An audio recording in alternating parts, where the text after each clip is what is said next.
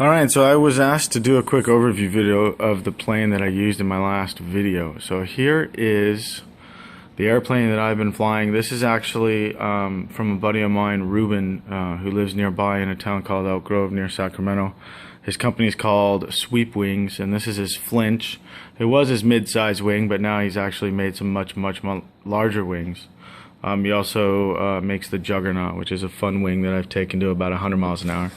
So this wing, I actually do not prefer the airfoil on it out of the box, so I did some modifications. So let me just go over what I've done to this plane, because it is quite a unique plane, even though it is just a Sweepwings Flinch.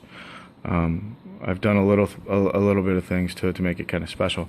So let's start off with just the basic construction of it. Inside there's a main I-beam that goes the entire length of the plane. It's a big giant carbon fiber tube, and it's actually epoxied to this large piece of aircraft plywood. This keeps those brakes from starting right here, from ever happening. I might have some brakes here or this come off of here in an impact. But typically these planes, when you nose them into anything like objects, like I plan to do with this airplane, they'll crack right here, right off this. That's one of the first places they will crack. So this prevents that. It's basically an I-beam. In the front, we change materials entirely, and we'd go with the traditional fiberglass that Ruben uses. It's much. I like it because it's flexible and it takes impact. So I'm using that up in the front of the wing, along the entire bottom edge and the top as well. So there's actually two spars on the leading edge, and it's tied in with a cross member. All of this is wrapped in hemp and actually there's hemp under tension on the seams and things, and then Gorilla Glue to hold it in place. To keep the fiberglass from coming apart if it does break. On the top you can see where I put the fiberglass here. I did put a cross member embedded somewhere down in here. I can't remember exactly where, if it's in the front or if it's in the back. This plane uses a pop wing motor mount. This is just for Ruben because Ruben really loves pop wings. I mean, this is the reason why he makes these planes, because he was flying pop wings and he's like, I love pop wings.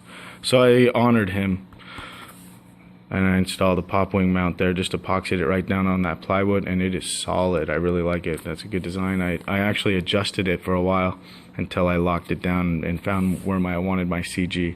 I did move the motor up a little bit from the traditional placement of Ruben's design.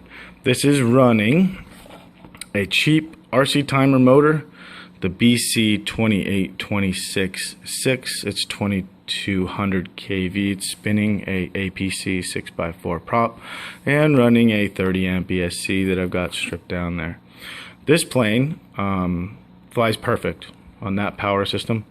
I would highly recommend the Hi-Tech HS82MG servos. They're pretty much all I fly now. They're the most durable, the most precise. They also center every time. They keep their trims. These are the servos you want if you're going to be flying proximity, period. If you're going to be getting low and you need precision to fly through objects, and at the same time you're going to be crashing into them, this is it. I've also upgraded the servo horn to the heavy duty. I fly this airplane right now with FR Sky L9R, which is their long range, more sensitive receiver with some large antennas here in a V formation. I'm actually not using my GPS right now, as you can see from my last video. GPS not found. Running 5.8 video, standard IB crazy, coolest antennas in the world from Alex. I use the Ultras. Another key features of this plane on the servos, like I was saying, is these are very solid, using good connectors, Dubro control horns, and this is a solid balsa wood elevon. I don't know how you can see how secure that is, but I have very solid, precise control with this plane. Alright, so let's get on to why I like this plane and what makes it so special.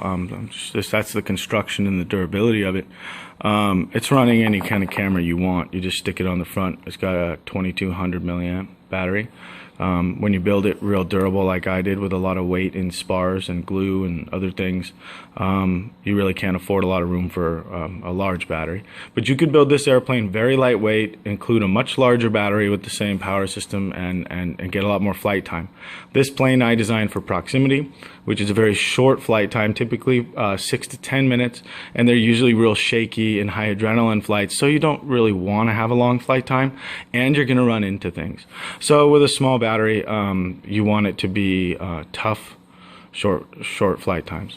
So let's get on to the airfoil. Like I said, it's a cross between a pop wing and the Flinch. I sanded it down to my liking.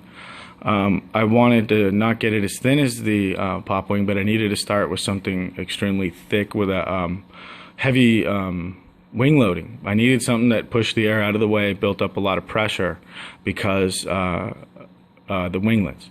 So what I've done with this is it actually is quite a heavy plane because it is so durable and armored, and that thick airfoil really needs that weight to push the air out of the way. Without that weight, having a thick airfoil is not really going to aid you in trying to get rid of the wag. So if you do have an airfoil this thick or thicker, actually I wouldn't go any thicker than this. This is, I think his wings traditionally come thicker than this, and I don't think I would fly that after my experience with this one. It's much better. What I'm using is an adaptation of the bunny ear winglets. This is kind of my own design, and jokingly I call it the Corvette because it's just kind of sleek and American looking, simple. What it does is it gets something up into this area, up behind the wing, up high and behind, and I find that in video the winglet gets pushed inwards right there.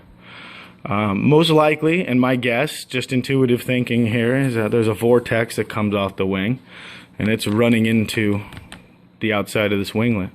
When it pushes on the inside of this winglet on both sides, it actually adds some pressure on either end and helps reduce the wag. Now that, combined with the thick airfoil and the weight, almost reduces the wag to completely nil on this plane when flying proximity. So something this size in 30 inches, it doesn't wag, is just like awesome. And it can stand crashes. Oh, even better.